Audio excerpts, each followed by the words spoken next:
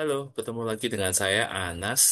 Kali ini saya akan mengangkat topik mengenai apa yang dulu sering saya kerjakan, yaitu terkait dengan penyusunan laporan keuangan pemerintah pusat atau yang disebut dengan LKPP dan yang kemudian berlanjut dengan penyusunan rancangan undang-undang atau RUU pertanggungjawaban atas pelaksanaan anggaran pendapatan dan belanja negara atau yang kemudian lebih familiar, lebih eh, mudah diingat dengan istilah P2 APBN, yang sebenarnya ini adalah satu paket atau satu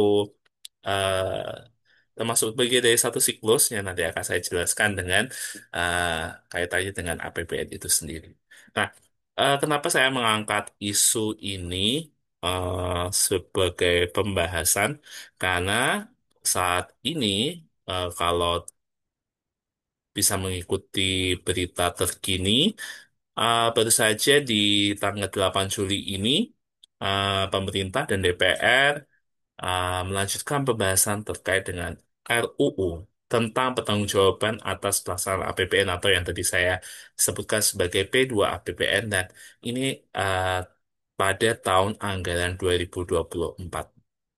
Dan di sini uh, atas keterangan yang disampaikan oleh pemerintah dari eh, sebelum seminggu sebelum paripurna ini yang disampaikan oleh Ibu Menteri Keuangan, setiap fraksi partai yang ada di Dewan Perwakilan Rakyat (DPR) ini menyampaikan eh, pandangannya dan kemudian menyatakan menerima dan memberikan persetujuan, sehingga ini termasuk salah satu bagian dari proses penyusunan peraturan perundang-undangan untuk bisa lanjut ke tahap selanjutnya. Dan dari persetujuan ini nanti akan ditetapkan, karena tadi masih berupa rancangan undang-undang, menjadi undang-undang yang disepakati oleh pemerintah dan DPR.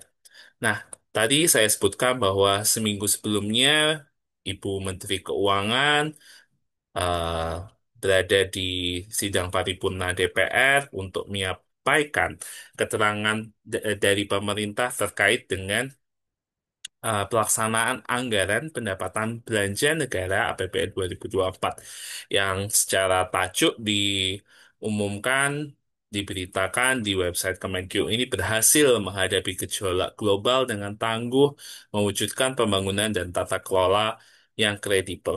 Yang dalam hal ini eh, secara singkatnya bahwa mengapresiasi juga ya bahwa ada capaian pemerintah untuk bisa mempertahankan opini wajar tanpa pengecualian dari Badan Pemeriksa Keuangan atau BPK atas LKPP tahun 2024. Dan di sini eh, LKPP tahun 2024 ini akan dibahas dan diubah bentuknya menjadi RUU P2 APBN 2024 yang disahkan bersama antara tadi pemerintah dengan DPR menjadi undang-undang. Dan di periode sebelumnya juga ada sidang paripurna DPR juga yang saling terkait. Jadi tiga event ini saling terkait. Dan yang tadi pertama adalah pandangan fraksi-fraksi DPR atas keterangan pemerintah. Kemudian ada keterangan pemerintah yang diwakili oleh Ibu Menteri Keuangan untuk menyampaikan pertanggungjawaban atas pelaksanaan APBN tahun 2024, dan BPK pada tanggal 27 Mei menyampaikan laporan hasil pemeriksaan atas LKPP tahun 2024, yang di dalamnya itu ada opini LK Bendahara Umum Negara dan juga 84 laporan keuangan kementerian lembaga. Dan di sini yang cukup menjadi menarik, selain itu juga ada ikhtisar hasil pemeriksaan IHPS 2 tahun 2024. Disampaikan juga bahwa ada eh, dua kementerian lembaga yang masih belum memperoleh opini wajar tanpa pengecualian, dan ini masih memerlukan banyak perbaikan yang harus dilakukan oleh pemerintah, tidak hanya pemerintah pusat, tapi juga pemerintah daerah dan juga entitas-entitas lain seperti BUMN dan sebagainya. Nah, ini yang bisa disampaikan terkait dengan berita-berita yang terkait dengan pertanggungjawaban atas pelaksanaan APBN tahun 2024 yang substansinya itu adalah laporan keuangan pemerintah pusat tahun 2024. Nah, yang menarik adalah kenapa sih LKPP itu harus menjadi undang-undang pertanggungjawaban atas pelaksanaan gitu ya. Nah, ini karena memang paralel tadi saya sebutkan ada undang-undang APBN yang juga secara siklus APBN-nya itu ditetapkan juga eh, tahun sebelumnya dan itu disepakati bersama antara pemerintah dan DPR juga. Dan di situ ada pasal yang mengamanatkan bahwa pertanggungjawaban atas pelaksanaan tersebut juga harus diundang-undangkan. Oleh karena itulah ini sebagai suatu siklus dari mulai yang pertama adalah APBN itu ditetapkan sampai dengan pertanggungjawaban atas pelaksanaannya itu juga ditetapkan melalui produk hukum yang sama, yaitu undang-undang. Nah, terkait dengan undang-undang ini sendiri secara ketentuan tadi pembentukan peraturan perundang-undangan juga harus melalui forum konsultasi publik. Nah, ini pemerintah dalam hal ini Kementerian Keuangan telah menyelenggarakan juga forum konsultasi publik dan saya juga mendapatkan bahan dari Kementerian Keuangan ini terkait dengan forum konsultasi publik ini dan ini saya sampaikan secara singkat. Di sini ada pembahasan ya.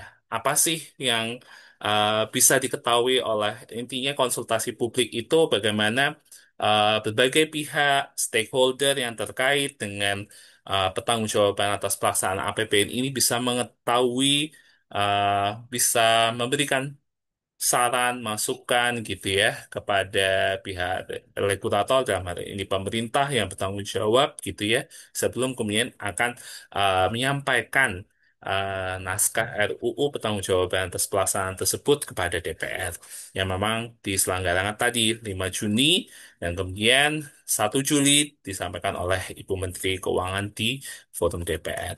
Nah, di sini tadi dijelaskan siklus APBN. Jadi APBN itu mulai dari perencanaan, penganggaran di 1 tahun sebelumnya, kemudian mulai pembahasan, penetapan, pelaksanaan, kemudian ada pelaporan yang kemudian menghasilkan LKPP itu sendiri, dan akhirnya diperiksa dan dipertanggungjawabkan itu oleh BPK dan juga ditetapkan bersama antara pemerintah dan DPR. Dan itu menjadi Undang-Undang P2 APBN tadi. Kemudian di sini ada overview penyusunan LKPP. LKPP itu digabung atas konsolidasian dari Bendahara Umum Negara dan juga Kementerian Lembaga dengan jumlah yang cukup banyak, 86 LKKL dan juga 10 bagian anggaran pun. Kemudian ada 7 komponen laporan, mulai dari LRA sampai dengan catatannya atas setiap pos masing-masing tersebut dan juga ada kriterianya bagaimana pemeriksa dalam hal ini BPK berdasarkan Undang-Undang 15 tahun 2004 itu memberikan opini atas laporan keuangan. Kemudian ada trennya di sini yang menunjukkan ada perbaikan ya, dan ini merupakan suatu prestasi juga bahwa pemerintah pusat berhasil mempertahankan opini wajar tanpa pengecualian sejak tahun 2016.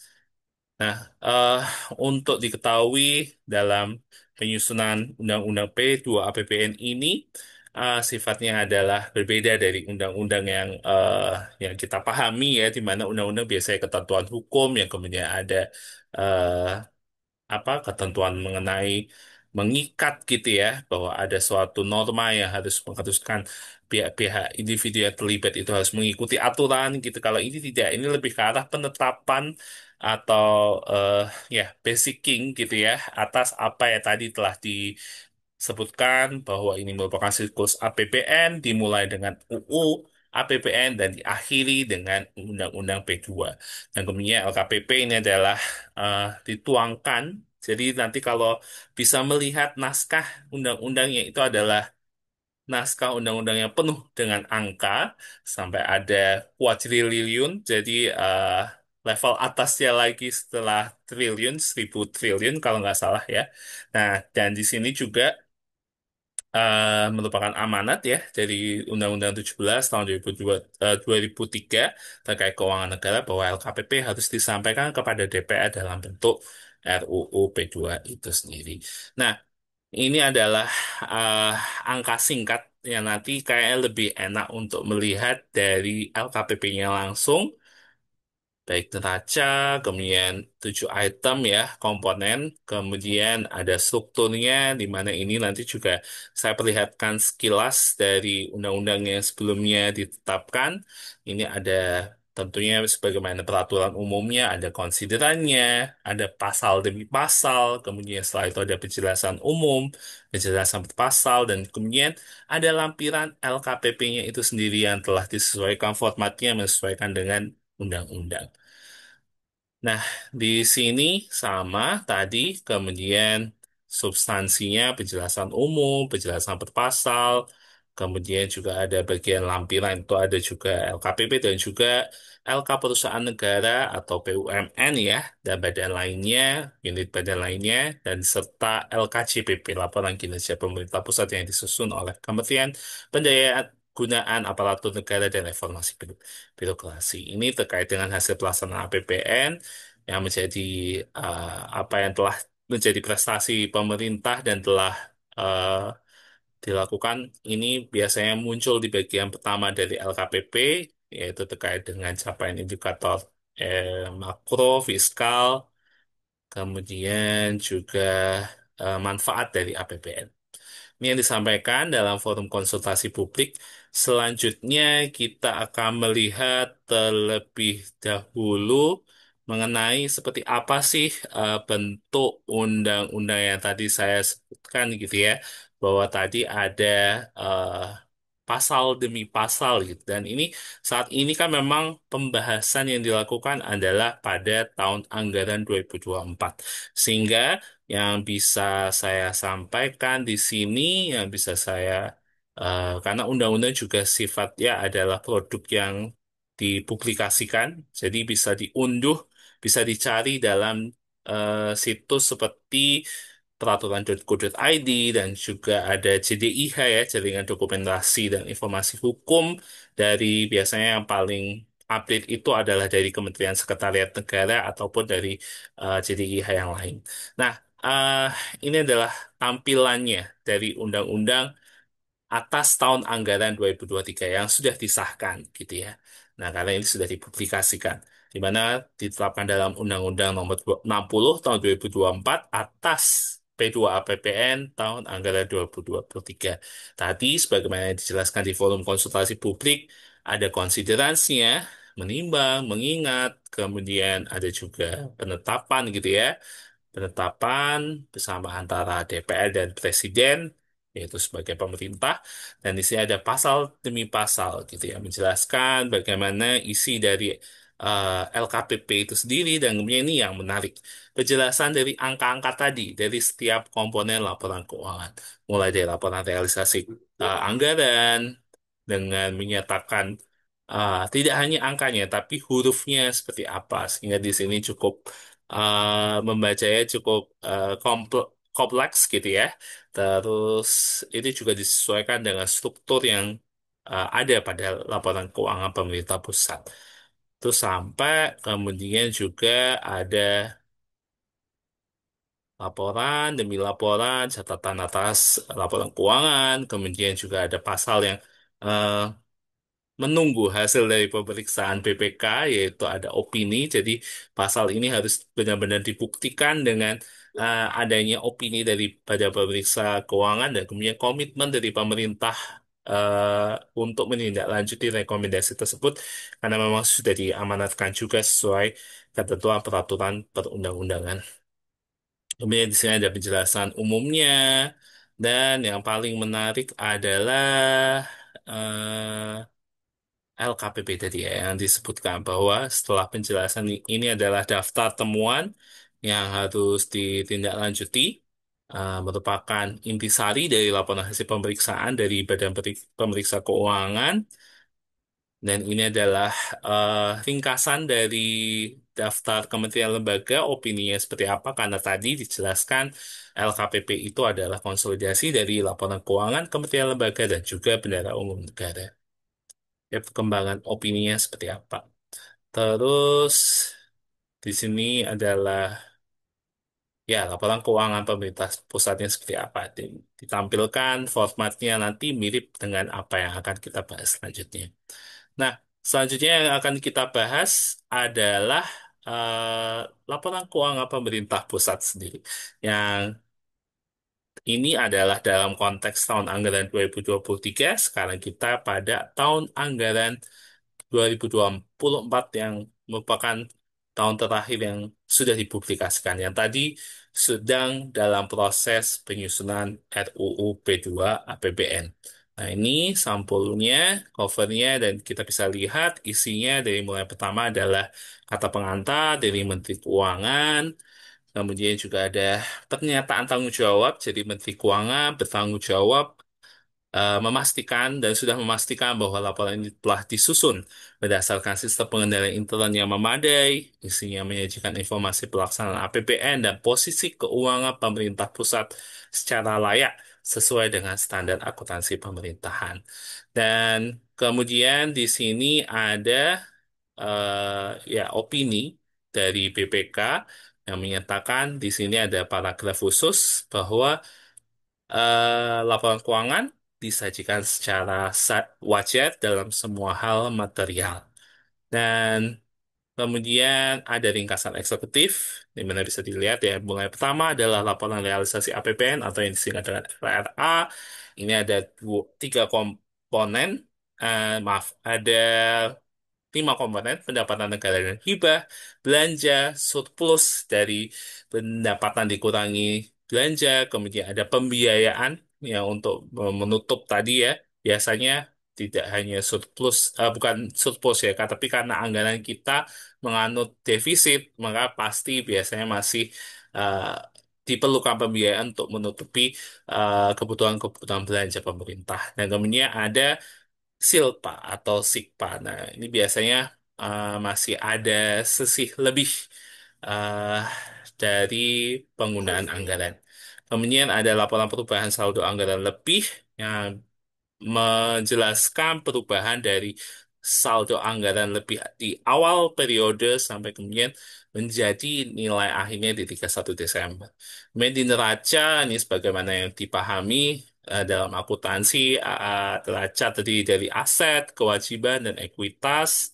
Kemudian laporan operasional ini terdiri dari eh, pada dasarnya adalah tiga, yaitu pendapatan, beban, dan surplus atau defisit dari LO. Tapi di sini ada beberapa kegiatan juga ya, dari kegiatan operasional, kemudian non-operasional, dan pos luar biasa.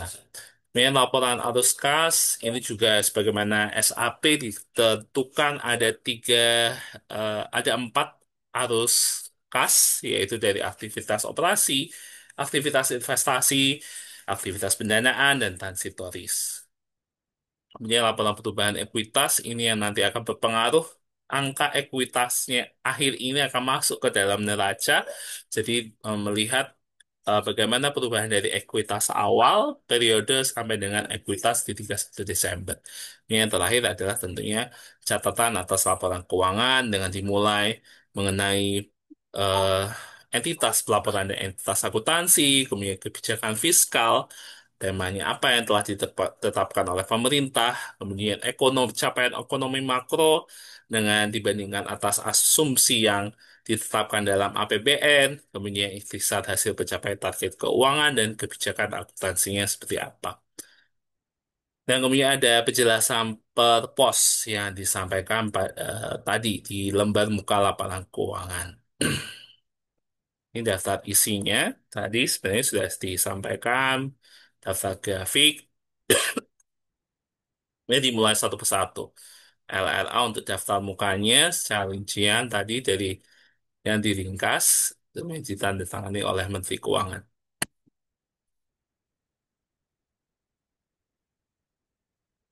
Sampai kemudian masuk pada catatan atas laporan keuangan.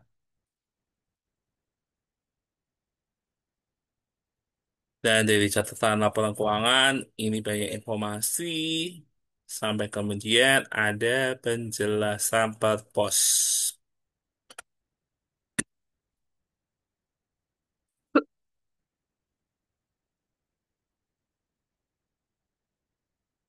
Nah, ini dia. Penjelasan per pos ya dimulai tentunya juga sama ya dari laporan realisasi anggaran terlebih dahulu.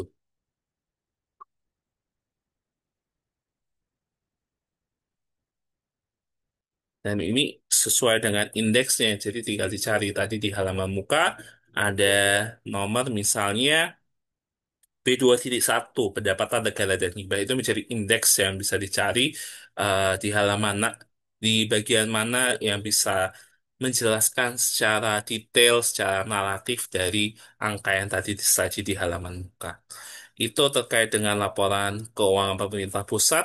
Nah, selanjutnya yang perlu perhatian adalah tadi bahwa Badan Pemeriksa Keuangan telah memberikan opini dan opini itu atas laporan keuangan pemerintah pusat 2024 ada beberapa rekomendasi yang harus ditindaklanjuti dan ini perlu menjadi perhatian dari pemerintah. Pemerintah perlu komitmen untuk menyelesaikannya karena ini juga sangat berpengaruh ya atas ke penyusunan laporan keuangan di periode mendatang khususnya di tahun 2025. Nah, BPK menemukan se di LHPPPK ini jelaskan bahwa ada pokok-pokok temuan dari yang pertama adalah penyusunan laporan kinerja pemerintah pusat LKJPP sebagai bagian tas catatan dari laporan keuangan pemerintah pusat sebenarnya adalah di lampiran ya belum didukung dengan sumber daya, metodologi penyusunan serta pengaturan atas periode waktu dan pedoman penyusunan yang memadai. Yang kedua adalah dari perpajakan, di mana sistem informasi DCP tidak dapat mendeteksi secara langsung perbedaan data penyetoran PPN dan BPH dengan data pelaporan wajib pajak dan wajib pungut. Ini merupakan masalah yang juga cukup mendapat perhatian khususnya tahun 2025 nanti akan dibahas aplikasi baru dari perpajakan yang namanya Cortex.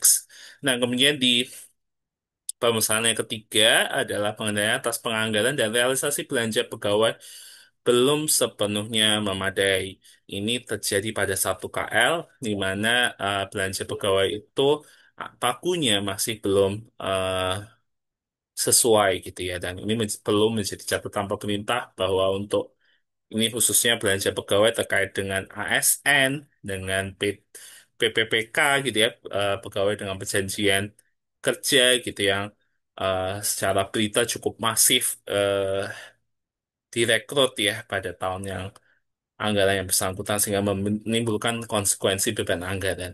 Kemudian ada pengendalian atas pemanfaatan sisa dana transfer ke daerah TKD yang ditentukan penggunaannya belum sepenuhnya memadai. Jadi ini ada hubungannya dengan pemerintah daerah, di mana pemerintah daerah mendapatkan alokasi dana dari APBN, yaitu dana transfer ke daerah TKD untuk membantu ya sifatnya atas otonomi daerah gitu ya, rezim otonomi daerah, desentralisasi sehingga sifatnya ada pola koordinasi yang ditetapkan dalam Undang-Undang Harmonisasi HKPD ya, Harmonisasi Kebijakan uh, HKPD kalau nggak salah. Nah, kemudian ada penyajian belanja di Bayani Muka belum sepenuhnya sesuai dengan karakteristik aset belanja dan penyelesaian pertanggungjawaban atas belanja di Bayani Muka dan serta penyerahan persediaan untuk diserahkan pada masyarakat atau pemerintah daerah berlarut-larut. Ini terkait dengan bantuan pemerintah yang diberikan oleh instansi kementerian lembaga langsung kepada pemerintah daerah atau tadi masyarakat. Nah, ini mekanismenya juga harus clear sehingga harapannya juga yang menerima bantuan-bantuan tersebut juga akuntabel gitu ya, bisa memperoleh manfaat dari dana itu sendiri. Dan juga pelakuan atas sisa dananya itu juga bisa dipertanggungjawabkan dengan baik. Rekomendasinya Ini BPK jadi tidak hanya menemukan saja, tapi juga memberikan rekomendasi kepada pemerintah dan juga disepakati oleh pemerintah sehingga dalam bentuk action plan, sehingga nanti BPK akan memonitoring, memantau tindak lanjutnya seperti apa. Dengan yang pertama, koordinasi dengan Kemenpan RB yang tadi menyusun LKJPP dan juga Bappenas untuk evaluasi dan menyempurnakan kerangka regulasi pelaporan kinerja pemerintah. Kemudian ada yang kedua, ada perpajakan ya melakukan evaluasi dan perbaikan pengelolaan sistem pengendalian sehingga bisa mendeteksi, menindaklanjuti perbedaan data. Kemudian yang ketiga ada penyempurnaan pengaturan dalam PMK yang menjadi omnibus law dalam pengelolaan anggaran dari mulai dari siklusnya, perencanaan, pelaksanaan, dan akuntansi pelaporan keuangan. Nah, ini eh, khususnya terkait dengan pelaksanaan anggaran belanja pegawai menjadi pagu tertutup. Kemudian ada pengembangan aplikasi SIKD, Sistem Informasi Keuangan Daerah. Ini yang dikembangkan oleh Kementerian Dalam Negeri, terintegrasi dalam SIPD, Sistem Informasi Pemerintah Daerah. Eh, Dua aplikasi ya, ya satunya adalah dari Kementerian Keuangan, sesuai dengan kebutuhan pelaporan penyerapan dan sisa dana TKD. Kemudian evaluasi penyempurnaan kebijakan akuntansi belanja dibayar di muka terkait dengan kebijakan akuntansinya seperti apa, khususnya terkait dengan karakteristik aset lancar. Itu adalah temuan dari yang menjadi sorotan BPK.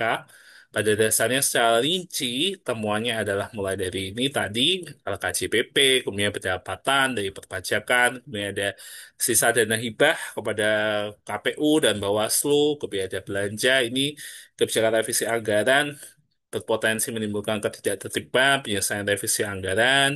Tadi terkait belanja pegawai juga ada penganggaran realisasi belanja pegawai, kemudian pemberian insentif perpajakan, khususnya yang ditanggung pemerintah, kemudian formula harga jual eceran, perhitungan dana kompensasi jenis BBM khusus penugasan belum menjamin efisiensi. Kemudian ada kebijakan pemerintah untuk tidak memperlakukan penyesuaian HJE untuk bahan bakar minyak khusus penugasan tadi, Pertalite, dan tarif tenaga listrik non-subsidi. Kemudian ada masalah tadi yang telah disebutkan, sisa dana transfer ke daerah, ada mekanisme pemindah bukuan atas transaksi PMN, penyertaan modal negara.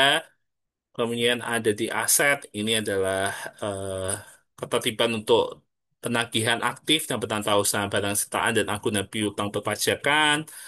Tadi dimunculkan penyajian belanja dibayar di muka dan ada penetapan pemerintah terkait pembayaran atas penambahan biaya pekerjaan proyek LRT. Kemudian yang terakhir adalah aset tetap tanah belum sepenuhnya didukung dengan dokumen kepemilikan berupa sertifikat tanah sesuai ketentuan. Nah, ini dari LHP yang bisa diakses di website BPK. Dia akan menguraikan secara detail dari temuan pertemuan pemeriksaan dan juga kalau bisa dilihat tadi rekomendasinya ada di bagian akhir dari setiap pembahasan temuan pemeriksaan. Contohnya seperti ini yang di temuan pertama terkait dengan ketentuan, mana pasti yang pertama adalah ada kondisi yang tidak sesuai, kemudian kriteria yang digunakan, oh penyebabnya, dan kemudian ada tanggapan dari pemerintah dan juga rekomendasi. Ini yang terakhir yang harus ditindaklanjuti pemerintah. Pastikan bahwa itu sudah sesuai dengan action plan-nya sehingga BPK bisa memberikan mereka ada kewenangan sesuai dengan Undang-Undang 15 tahun 2003 2004 maaf untuk memantau tindak lanjut tersebut.